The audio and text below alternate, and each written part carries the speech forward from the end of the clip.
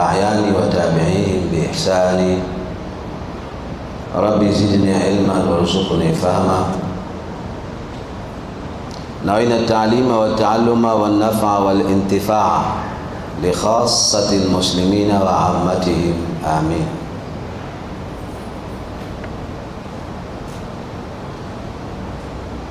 Mwenyezi Mungu Subhanahu wa Ta'ala, baada a'udhu billahi minash shaitanir rajim, bismillahir rahmanir rahim, katika sura yetu Al-Mu'minun, suratul Mu'minun, anatuelezea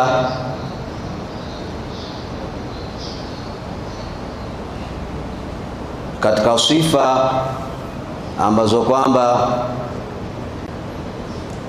amewataja vizuri na kuwasifia waja wake waumini. Nayo ni sifa ya 5 ambayo illa ala azwajihim au ma malakat aymanuhum fa innahum ghayru malumin. Tumefikia hapa.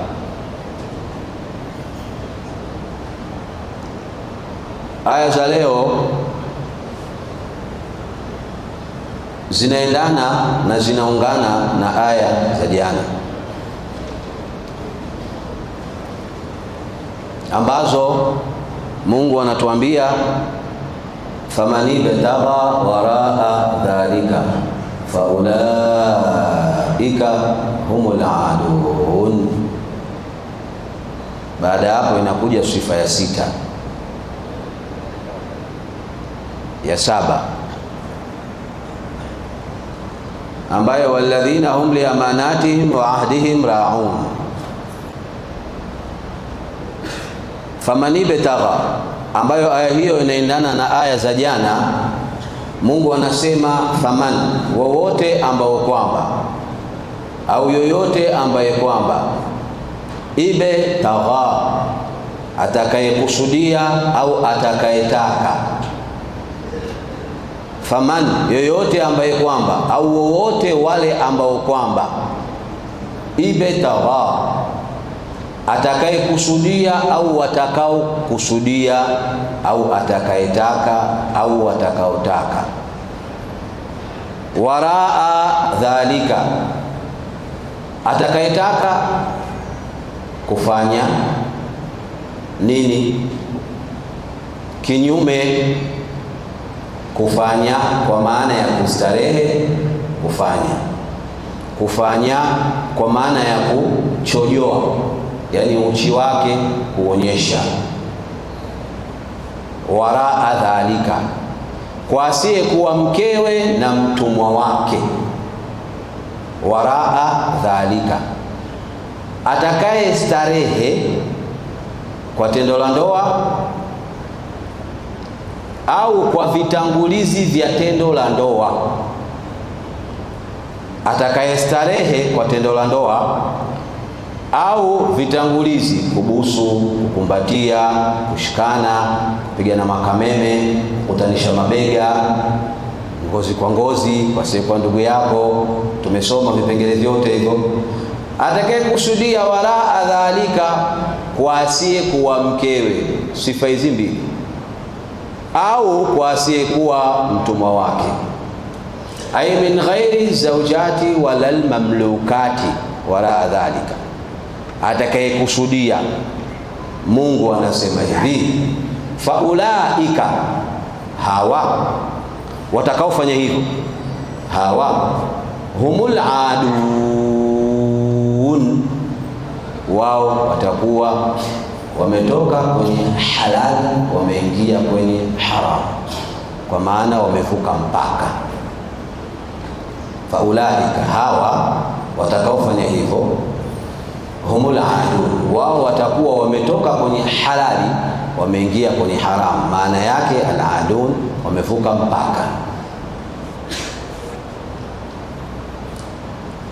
Kwa hiyo aya ukiangalia hapo, ina maana ni kwamba ni hivi, kustarehe, unastarehe na mkeo unaruhusiwa, na vitangulizi vyake kabla ya kustarehe vinavyopatikana kabla ya tendo la ndoa, na mtumwa wako. Na tumesema jana, watumwa sasa hivi hakuna. Mtumwa wako unaruhusiwa kustarehe naye ukimpata, sasa hivi hawapo, lakini naye unaruhusiwa kumuingilia na unaruhusiwa kustarehe naye kwa tendo la ndoa, mtumwa wako, bila hata ya kumuoa. Sasa hivi hawapo watumwa, tuelewane. Na tukasema watumwa hawa wanapatikana ikitokea harbu, vita kati ya Waislamu na wasiokuwa Waislamu. Sasa hivi hawapo, sio wafanyakazi wa ndani, sio. Sasa atakaye starehe kinyume na hao wawili, huyu amevuka mpaka, kaingia kwenye haramu, ukifanya tendo la ndoa au vitangulizi vyake. Hapo tunapata vitu gani? Vitu vingi tunavipata kumbe kupitia aya hiyo hiyo. Kwanza tunajua kumbe basi hata ile al-istimna'u haram, unapata dhambi. Nini istimna? Kujitoa maji yako ya uzazi, kujitoa manii yako, kujitoa mbegu zako za uzazi, wewe kama wewe binafsi, haram. Kama utatumia mkono wako, istimna. Kama utatumia sabuni, kama utatumia mafuta, kwa njia unayojua mwenyewe, ukajitoa wewe kama wewe pembeni huko, ukenda ukajitoa, unapata dhambi, mzigo wa madhambi unao. Tuseme mimi mwenyewe na matamanio haram kupitia aya hii, si ndio? Mungu amesema faman ibtagha waraa dhalika faulaika humul aadun. Wa bihadhihi al-ayati al-karimati istadalla al-imam ash-Shafi'i radiyallahu anhu ala anna al-istimna'a haramun. Imam Shafi'i, madhhabi yetu Imam Shafi'i amesema haramu kujitoa manii yako. Imam Shafi'i, unapata dhambi. Kwa ukiwa unafanya hivyo, ujue unajirundikizia midhambi na unaongeza mizani yako ya matendo mabaya kwa midhambi na kwa maasi. Bal imekuja anna Allah subhanahu wa ta'ala adhaba al-ummata, imekuja hivyo. Said bin Jubair anasema inna Allah subhanahu wa ta'ala adhaba al-ummata kanu ya'bathuna bimani aidihim. Said bin Jubair anasema Mwenyezi Mungu aliwaadhibu watu huku nyuma, katika nyuma zilizopita. Kuna umma aliuangamiza. Kwa sababu gani? Walikuwa wanatoa manii yao kwa mikono yao. Said bin Jubair anasema adhabu iliwateremkia sio kwa kuuana wala sio kwa kulawitiana, kwa kule kutoa manii kupitia mikono yao. Mwenyezi Mungu akawaadhibu, adhabu wakaipata. Maana yake Mungu hataki, haram, unapata dhambi. Usilione dogo wala usilidharau, na wala usilione duni ukaona kawaida tu. Mungu hataki, unapata dhambi kujitoa manii kwa mkono wako. Sio hivyo tu, imekuja vile vile kwamba Imam al-Baghawi anasema hivi, sami'tu anna nasa yuhsharuna wa aydihim hibala fa adhunnu annahum haulai. Imam al-Baghawi katika Maalim at-Tanzil fasiri yake anasema imenifikia mimi habari, huyu ni mfasiri wa Qur'an na ni bingwa wa hadithi, kuna watu siku ya kiyama watafufuliwa na mikono yao imefungwa hivi, imefungwa ile mikono, yashauna wa aidihim hibala, imefungwa kamba. Hawa watu watu wakiwaona watajua watu hawa Mungu anawafedhesha. Walikuwa duniani wakitoa mbegu zao za uzazi, manii yao, maji yao kwa mikono yao. Fedheha na aibu kwa Mungu. Uko peke yako, kumbe unajiongezea tu madhambi na unajirundikia midhambi. Kama ni bitagha waraa dhalika faulaika humul adun. Ama njia zingine, mfano mtu anastarehe na mke wake, tupo darasani na tunasoma, anastarehe na mke wake, halafu akaamua yale maji au zile mbegu tunasema manii, wakati wa kutoka akaamua atoe pembeni au amwage pembeni. Hii sio haramu, hii inafaa wala haina shaka. Lakini tu madhehebu yetu ya Imam Shafi'i, mshirikishe na mwenza wako, mshirikishe na mwenza wako na yeye ajue, msije mkagombana ya nini, mkanuniana, mkakasirikiana. Lakini hii inafaa.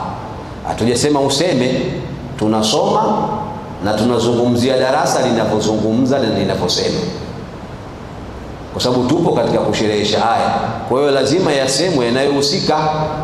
Kwa hiyo hii inafaa. Jabir ndo anasema kunna na'tazilu wal Qur'anu yanzilu walau kana shay'un yunha anhu lanahana anhu al Qur'anu. Jabir ibn Abdullah, mwanafunzi na sahaba wa Mtume Muhammad, anasema tulikuwa tunafanya hivyo wakati wetu, hivyo hivyo. Yani unafanya ile jambo kwa mkeo, pengine labda ndio hivyo, muda mwingine labda toto hivi na hivi, mnavumiliana, muda bado hivi na hivi, kuna hiki na kile, nasubiria. Hakuna njia nyingine ya kufanya. Walikuwa wanafanya njia gani? Wao walikuwa wanafanya njia gani zaidi ya hii wakati wao? Kuna teknolojia gani mnazoziitania au digitali gani? Hakuna zaidi ya kufanya hivi. Ndio Jabir anasema tulikuwa tunafanya hivyo kwa wake zetu, wal Qur'anu yanzilu, na tazilu i'tizal, ndio hiyo, na Qur'ani inateremka wahyi kwa mtume. Lau kungekuwa kuna kitu ambacho kwamba kinakatazwa, iko kitu lanahana anhul Qur'anu, Qur'ani ingetukataza, Qur'ani ingetukataza. Kwa hiyo ni dalili kwamba hadithi hii ya Jabir kwamba hili jambo maulama wamesema linafaa. Ama ile aliyosema mtume dhalika alwadul khafiy lima yafalu dhalika ahadukum, alipoulizwa, zote hizo ziko pamoja, zote Ibn Hajar kaziweka pamoja zote, kaitanguliza hiyo juu alafu chini kaiweka nyingine. Mtume aliulizwa kusema dhalika alwadul khafiy, huko ni kuua kwa siri siri. Kuna hadithi nyingine ipo hivi, kufanya hivi je inafaa kufanya, alafu umefahamu nataka fanye pembeni, mwange pembeni, inafaa. Mtume akasema dhalika alwadul khafi, huko kuua kisirisiri. Alafu akasema kwa nini nafanya mmoja wenu hivyo? Hajakataza. Ibn Hajar akasema hii ya Jabir ndiyo imeifuta hiyo. Kwa hiyo hiyo imefutwa na ya Jabir. Naeleweka nikisema hivyo, imeifuta. Wanaojua wanajua maana yake ni imeifuta, yani hii imeondolewa, imebaki. Hata kwenye Qur'an kuna vitu ambavyo kwamba Mungu amevileta baadaye akavifuta kwenye Qur'an, lakini Qur'an inasomwa hivyo hivyo. Zipo aya hizo nyingi tu, zipo nyingi tu. Hata eda ya wanawake, ilikuwa kwani ni miezi 4 na siku 10?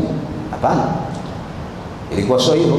Walladhina yatawaffawna minkum wa yadharuna azwaja wasiyatan li azwajihim mata'an ila alhawli ghayra ikhrajin.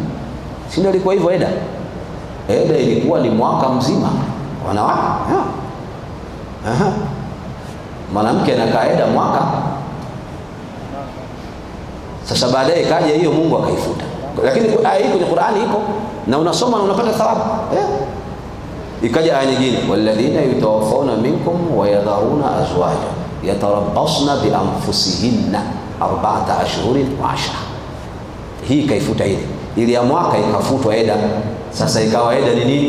Miezi 4 na siku 10 kwa aliyefiwa na mumewe maalum. Kwa hiyo hii imefutwa. Nyingi katika Qur'an zipo nyingi. Sasa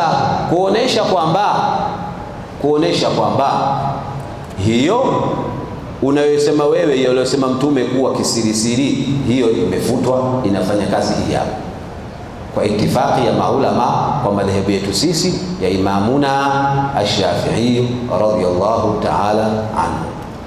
Ni katika vipengele tunavyonyambua ambavyo kwamba vinahusiana na aya ya jana.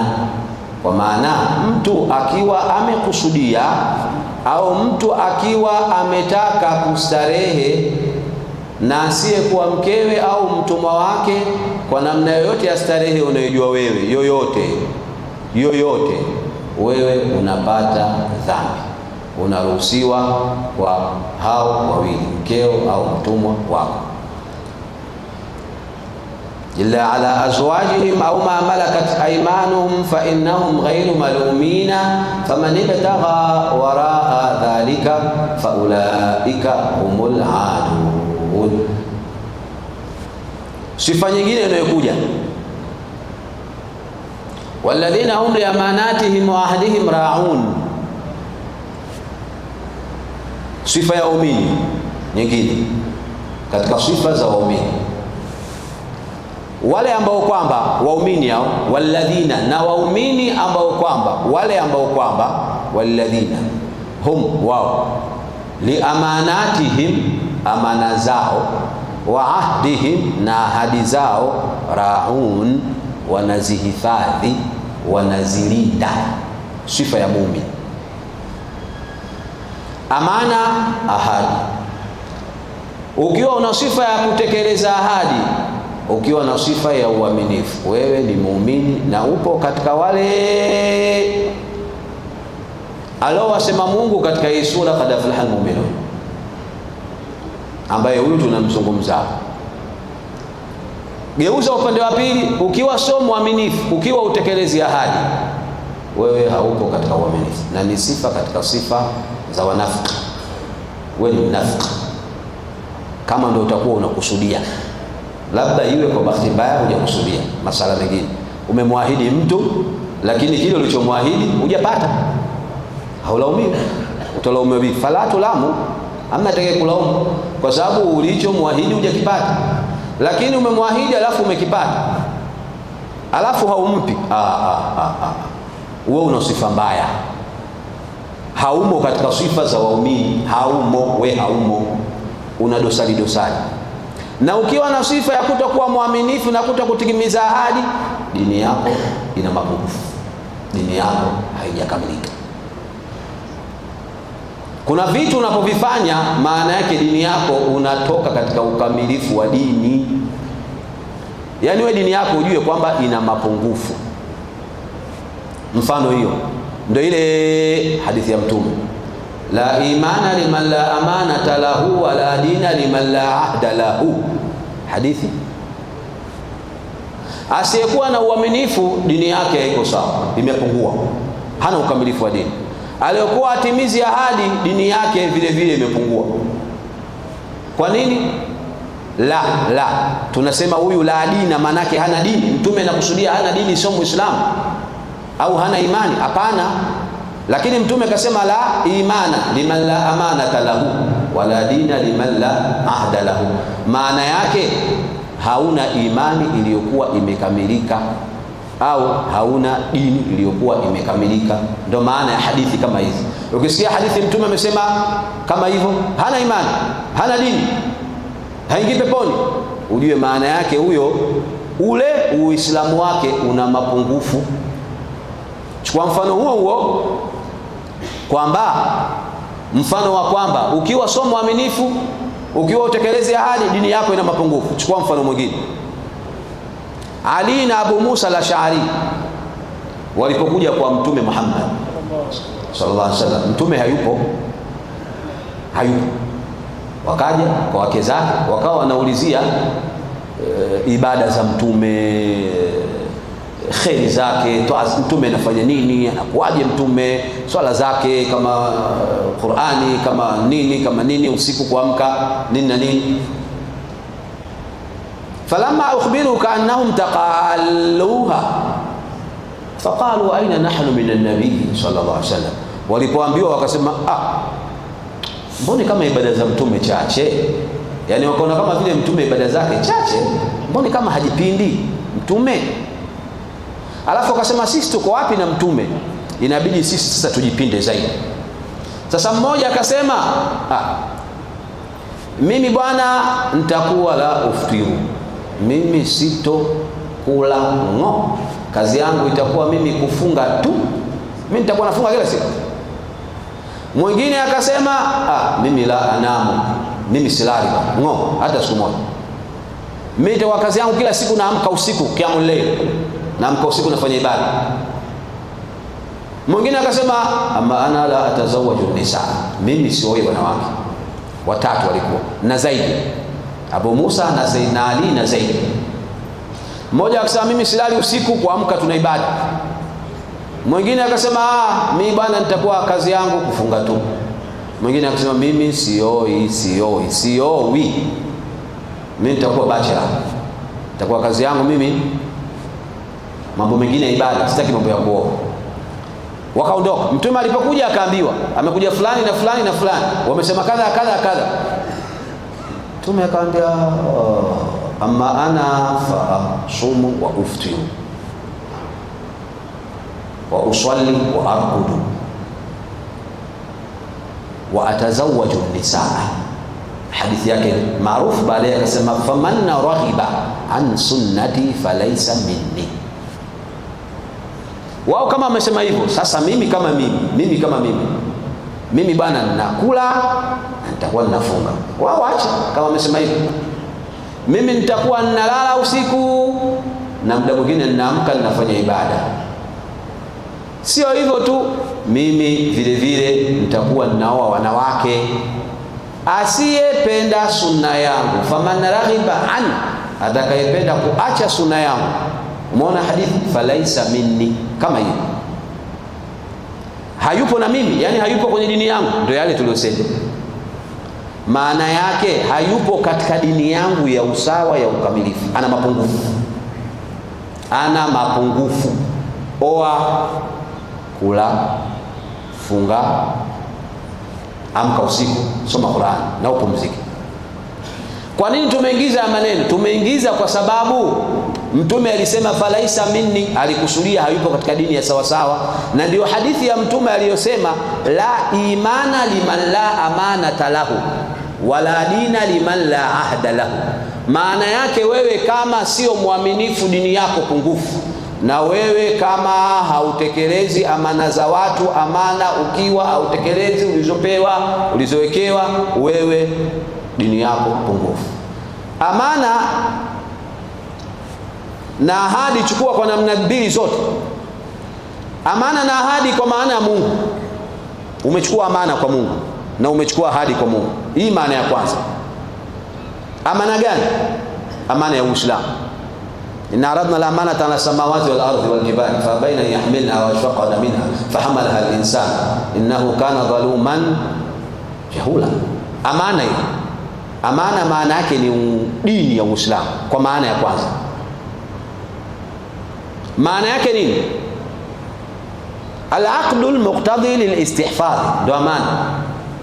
Iko kitu, hiyo dini sio ya kwako, ndo maana ya amana. Kile kitu sio cha kwako, unapewa kamata hiki. Sikia siku unakuja unanikabidhi. Kama mimi ninapokuja kwako ninakupa bana, naomba niwekee hii hapa shilingi 1,000,000. Ukiwa una uwezo wa kuihifadhi, sunna kwako uipokee, kwa sababu unisaidie mimi na Waislamu tunatakiwa kusaidiana. Sunna unapata thawabu. Hukumu ya sheria ya kifiqhi ni sunna. Ukiwa muaminifu, unajua hii 1,000,000 nitaihifadhi, sitaivuruga wala sitoiiba wala sitoitumia.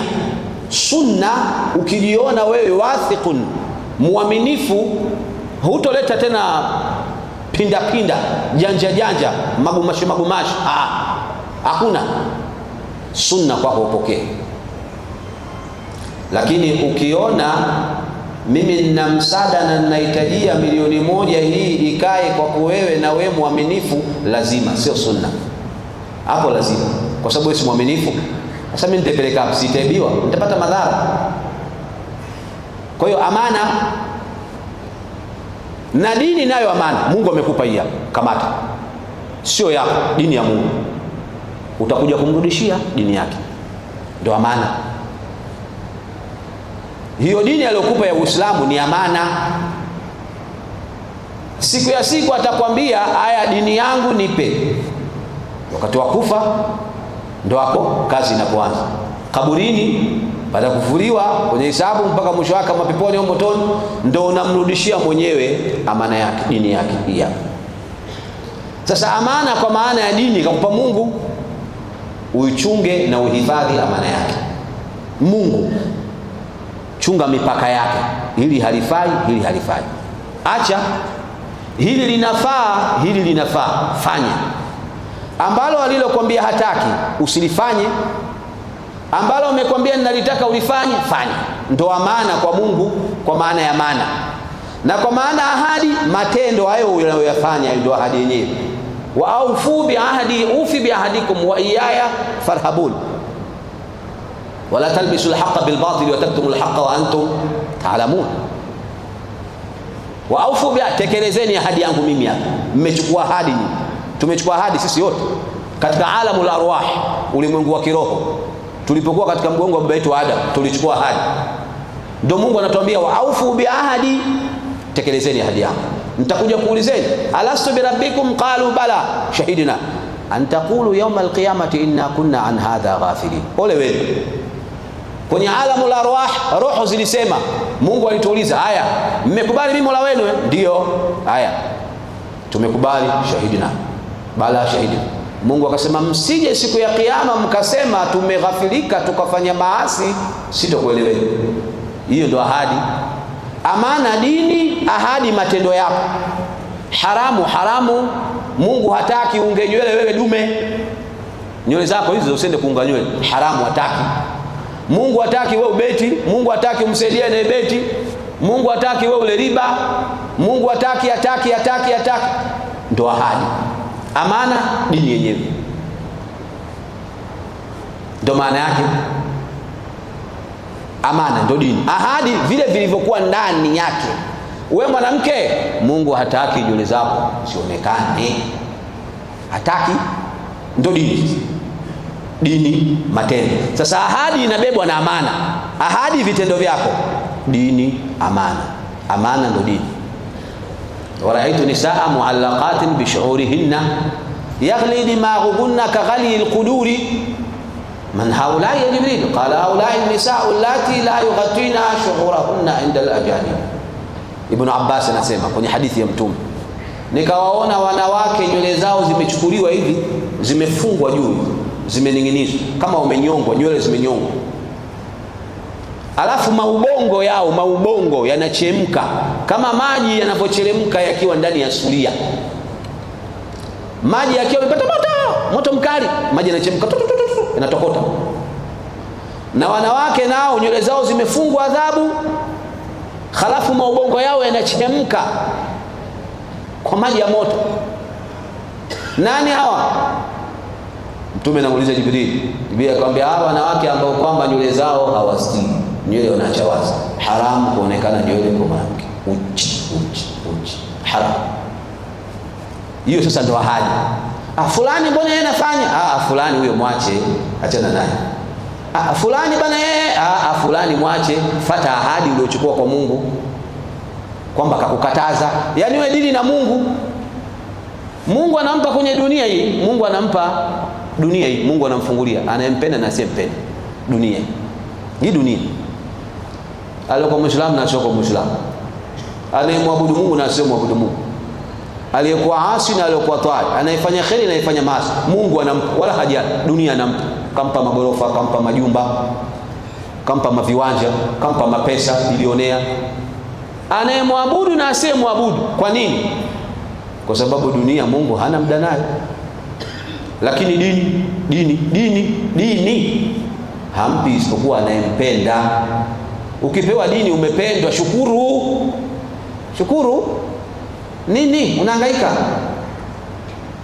Hiyo dini uliyopewa shukuru kwanza, tosheka na dini kwanza. Vingine hivi Mungu amekupa haya, hajakupa basi wewe hangaika, lakini jiwekee, mimi nina ahadi na amana, ili halali nafanya, haramu sifanye. Inna Allaha yu'ti dunya man yuhibbu wa man la yuhibbu wa la yu'ti dina illa man yuhibbu. Ndio mtume wako Muhammad anasema Mungu anampa dunia anayempenda na asiyempenda. Wao wanafanya maovu, wanafanya maasi, wakabaji, matapeli, waovu, Mungu amewafungulia wao, chukueni. Yani kawapa, chukueni. Lakini dini hampi isipokuwa anayempenda. Ukipewa dini umependwa na Mungu wako, shukuru. Nenda kwenye misingi na ile mitalo ile ya dini, njia za dini.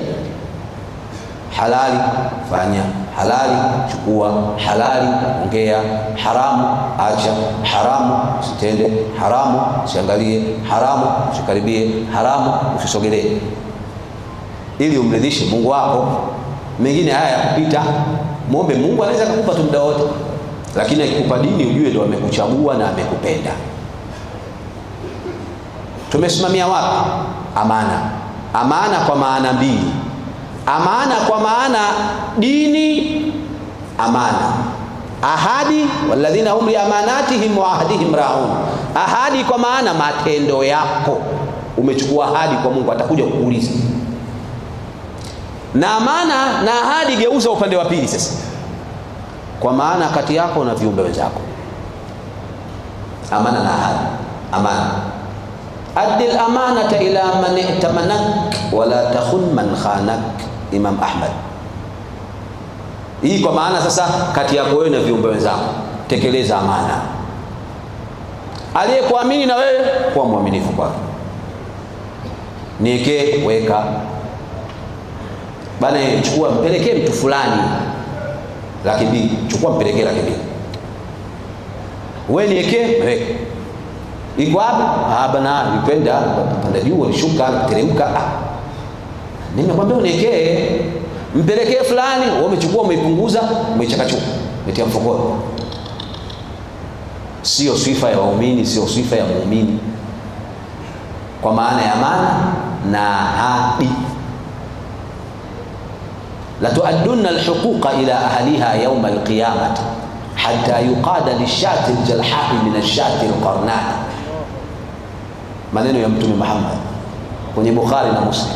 Wallahi la tu'addunna al-huquqa ila ahliha, mtazitekeleza haki za watu siku ya kiyama. Mtawatafutia wenyewe, mtawapa. Chukua tu, tia mfukoni, dhulumu kiwanja cha mtu, ardhi ya mtu, pesa ya mtu, hajui yule, asikii. Mungu anakuona, ya nini yote ajue, sikia nini yote. Mungu yuko na wewe. Haina Allah, Mungu si ulaya hapa. Mtume anasema wallahi mtazitekeleza, kuonesha mfano wa juu. Mtume akaupiga, hata yuqada lishati aljalha'i min ashati alqarna'i, mpaka mbuzi asiyekuwa na pembe, si alipigwa huko, alichomwa pembe na mbuzi aliyokuwa na pembe. Yule asiyekuwa na pembe atarudisha kisasi kumpiga yule aliyokuwa na pembe, atamchoma. Muona kisasi, naye atamrudishia kodoko, atamchoma. Si ulinichoma wewe? Haya sasa, hao ndio wanyama ambao wataambiwa haya kunu turaba, wa yaqulu al-kafiru ya laitani kuntu turaba. Je, mimi na wewe haki za watu utapata wapi? Amana umeichukua, umeficha. Amana umeichukua, umeenda kuifanya unavyotaka wewe, umetia kwenye akaunti yako, utapata wapi? Hakuna dola wala riali wala shilingi wala pound. Toa matendo yako mema, megwa matendo yako mema na pewa yeye. Haya, kuna kitu gani anachohitajia mtu siku ya kiyama kama matendo mema? Tena uone megewa yanakatwa ngafu, anapewa mtu mwingine ngafu. Ulimdhulumu, ulichukua chake, ulifanya hivi, mwisho wa siku wewe una mema na bado watu wanakudai mabaya yao, yanachukuliwa unapewa wewe, alafu wewe unachukuliwa unatubukizwa ndani ya moto, wala yadhu billah. Aya yetu walladhina faman ibtagha wara'a dhalika faulaika humul aadun alladhina hum li amanatihim wa ahdihim raun. Sifa ya waumini, wale ambao kwamba amana zao, ahadi zao, raun, wanazihifadhi, wanazichunga. Tuchunge amana zetu kwa maana ya dini, ahadi kwa maana ya matendo yako. Usimwangalie fulani wala fulani, angalia dini yako, na wala usijione wewe lofa, sijavaa wigi, sijafanya hivi, sijatembea hivi, sijafanya hivi. Ya nini hiyo? Wewe kuwa mjanja kwa Mungu, wewe mwache mjanja kwenye dunia. Kuna kitu gani? Wewe si mjanja kwa Mungu bana. Aya itakayokuja, aya ya sifa nyingine ya watu ambao waumini. Subhanakallahumma bihamdika ashhadu an la ilaha illa anta astaghfiruka wa atubu ilayka wa sallallahu ala sayyidina Muhammadin nabiyil ummi wa ala alihi wasallam. Alhamdulillah. Mashaallah. Sasa yafika dauri ya maswali. Kama kuna mtu wa maswali, sogea hapa kuja kuuliza swali inshallah. Kama hakuna, tufunge darasa.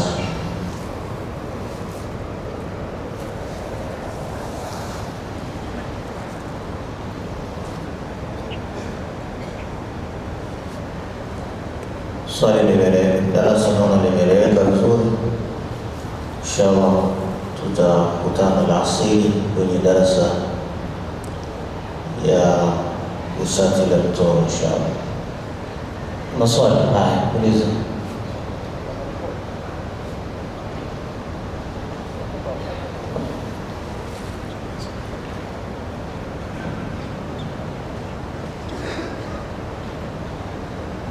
Assalamu alaikum. Sheikh, shukrani sana kwa ujumla. Hapa kuna kitu ambacho ulielezea kinaitwa masturbation, kupiga neto. Lugha za mtaani wanasema kupiga neto, yaani kutumia sabuni. Maana ya kutumia sabuni. Ndio Sheikh, vijana siku hizi wako sana. Kwa Alhamdulillah na ndani. Amin, amin. Sheikh, mimi nauliza, huyu ambaye anatumia sabuni kutumia kabisa usuka kidili ya swali, lazima aoge janaba, ima labda ni baada ya kupiga neto, tawala baada ya swali hilo ndio lilipoonyesha baada sababu.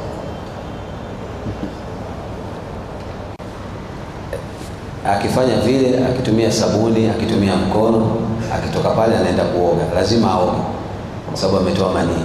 Kama hizo hapo tawali, ndio aende kuswali. Kama haogi swala yake haiswi kwa sababu ana janaba analo.